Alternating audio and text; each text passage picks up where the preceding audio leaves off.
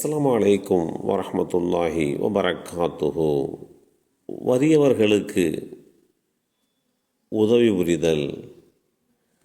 அல்லாஹுடைய தூதர் ஸல்லல்லாஹு அலைஹி வஸல்லம் அவர்கள் முதல் அல்லாஹுடைய வேத செய்தியை பெற்றுக்கொண்டு பதட்டத்துடன் அன்னை ஹதீஜா நாயகி ரலியல்லாஹு அன்ஹா அவர்களிடம் வந்தபோது அந்த பதட்டத்தை தணிப்பதற்காக வேண்டி அன்னை ஹதீஜா நாயகி ரலியல்லாஹு அன்ஹா அவர்கள் கூறிய செய்தி,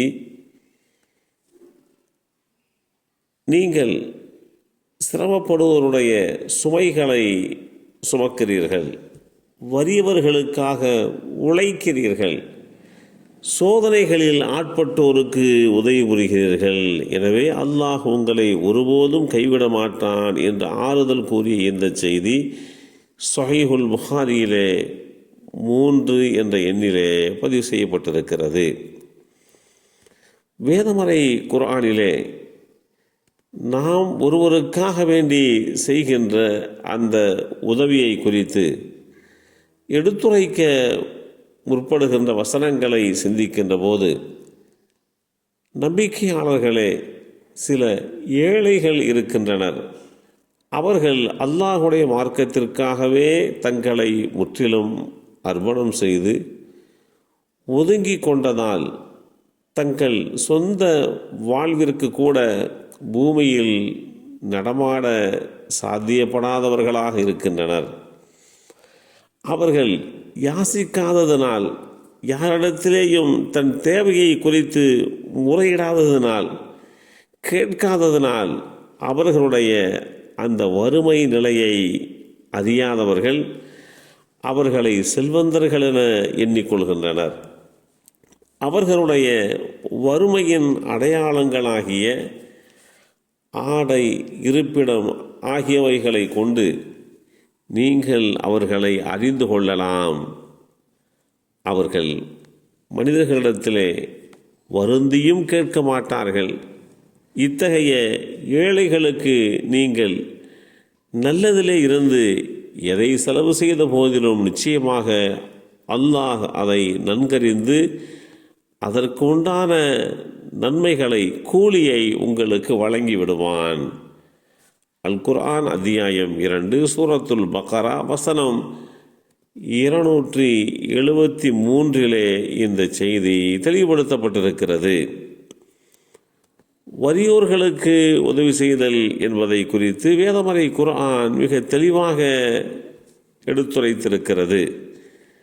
அந்த அடிப்படையிலே நாம் பார்க்கின்ற போது, அல்லாஹுடைய தூதரே, பொருட்களிலே இருந்து எதை செலவு செய்வது, யாருக்கு கொடுப்பது என்று உம்மிடத்திலே கேள்வி கேட்கின்றனர். அதற்கு நீங்கள் பதில் சொல்லுங்கள். நன்மையை கருதி நீங்கள் எத்தகைய பொருளை செலவு செய்த போதிலும் அதை தாய், தந்தை, சுற்றத்தார், அனாதைகள், ஏழைகள், வழிப்போக்கர்கள் ஆகியோருக்காக கொடுங்கள். நீங்கள் வேறு என்ன நன்மையை செய்ய வேண்டும் என்ற எண்ணத்திலே விரும்புகிறீர்களோ அந்த நன்மைகளை செய்வதற்குண்டான சாத்தியக்கூறுகள் என்ன என்பதை நீங்கள் தெரிந்து கொள்ளுங்கள்.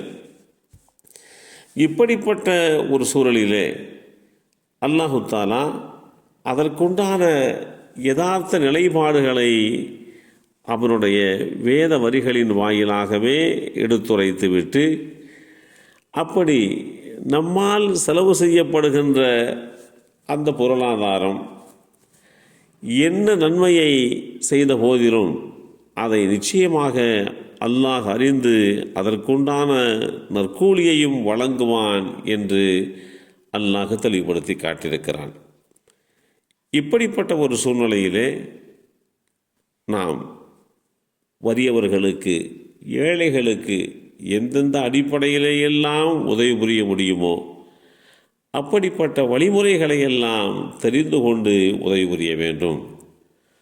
அல்லாஹ்வின் அன்புக்காக வறியவர்களுக்கும், அனாதைகளுக்கும், கைதிகளுக்கும் உணவு வழங்குகிறார்கள் என்று நல்லோர்களை குறித்து அல்லாஹ் தெளிவுபடுத்துகின்ற இந்த செய்தி அல் குர்ஆன் அத்தியாயம் 76 சூரத்து தஹர் வசனம் 8 இந்த செய்தி தெளிவுபடுத்தப்பட்டிருக்கிறது.